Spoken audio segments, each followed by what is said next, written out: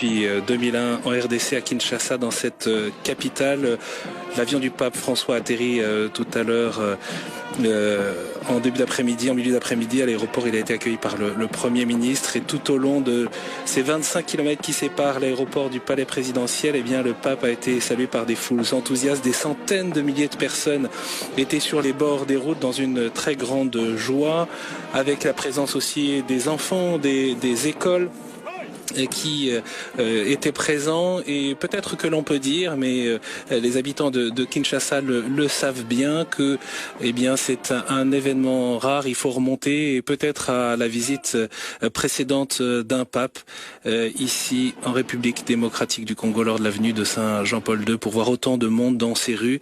Le pape François qui est accueilli par le président de la République démocratique du Congo, Félix Tshisekedi Tshilombo, que l'on surnomme Fachi, fils du vétéran de l'opposition Étienne Tshisekedi.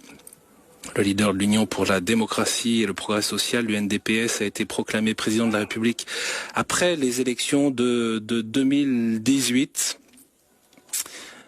On va donc entendre au cours de cette cérémonie de bienvenue les hymnes nationaux, à commencer par la marche pontificale.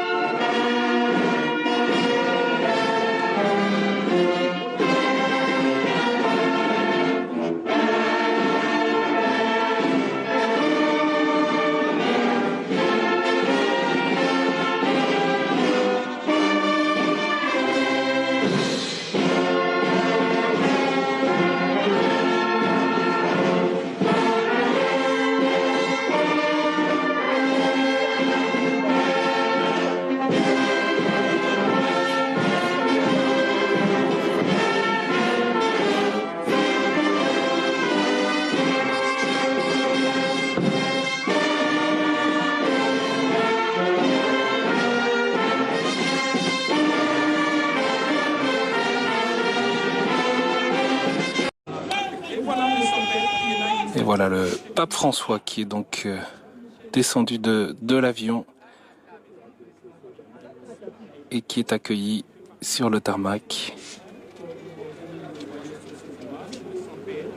par les autorités de République démocratique du Congo.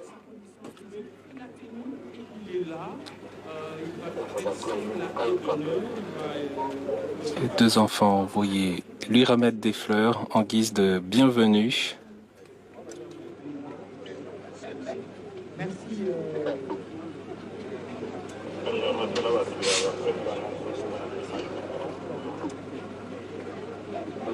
Ouais.